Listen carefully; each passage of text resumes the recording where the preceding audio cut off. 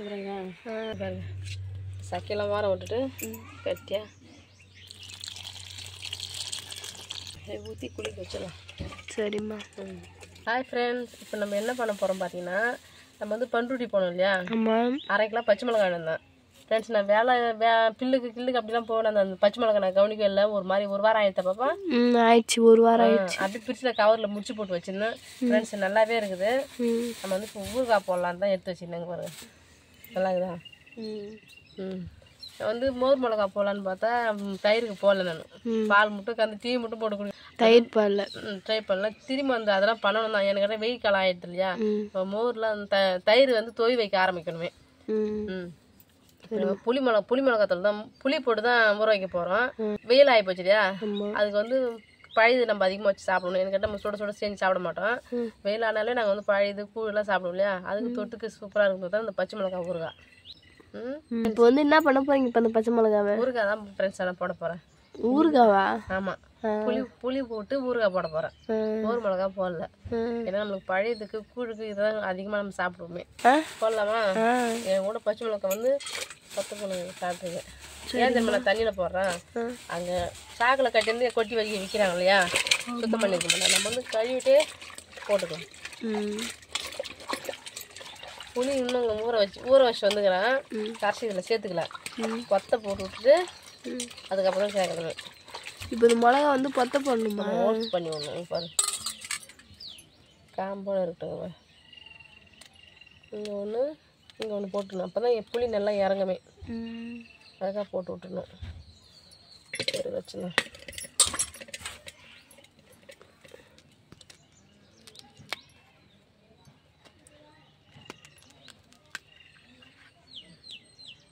இது ரொம்ப வேலை, பொறுமையாக செய்யணும்.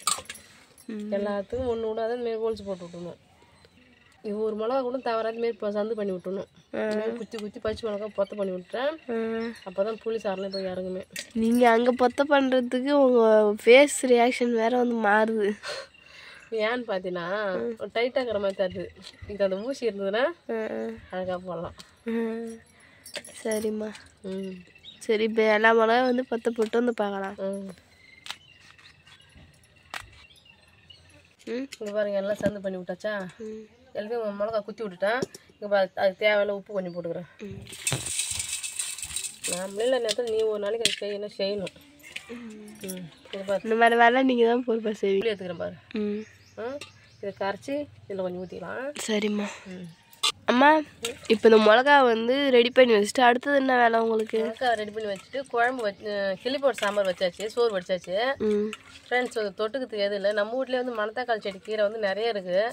அதை வந்து பெரிச்சு நல்லா சிறுவாக அரிஞ்சு வெங்காயம் பச்சை மிளகா போட்டு பொரிக்கலான்னு நினைச்சு கணக்கு பண்ணி உட்காந்துக்கிறோம். நம்ம வீட்டிலே இருக்க கீரையை நம்ம சாப்பிடுவோம். சரிம்மா. கீரைலாம் வந்து சாப்பிட்றது உடம்புக்கு ரொம்பவும் நல்லது. வாரத்தில் 2 முறையாச்சும் வந்து கீரை சாப்பிடணும். முருங்கைக்கெல்லாம் ரொம்ப நல்லது. ஆமாம், இந்த வாட்டிலாம் முருங்கைக்காய் ரொம்பவும் நிறையா. எங்கள் முருங்கை தழை இருக்குதோ இல்லையோ, முருங்கைக்காய் நிறைய இருக்குது. ஆமாம், சடையாக. மாங்காவும் அந்த மாதிரி சின்ன மரத்தெல்லாம் வந்து மாங்காய் காய்ச்சிது. ஆனால் நம்ம மரத்தில் தான் ஒரு பூ பிஞ்ச ஒன்றுத்தையும் காணோம். மாங்காய் மரம் பட்டு வீணாக போச்சு. ஒரு மாங்காய் மரம் நல்லா தழைலாம் நிறைய வச்சு. ஆமாம், இப்போ திருப்பி தழை வச்சுக்குது. ஆனால் வந்து பூ வைக்குமான்னு தெரியல. பார்க்கலாம். இந்த வாட்டி ஏன்னா மாங்காய் காய்க்குதான்னு. சக்கையெல்லாம் வாரம் விட்டுட்டு கட்டியா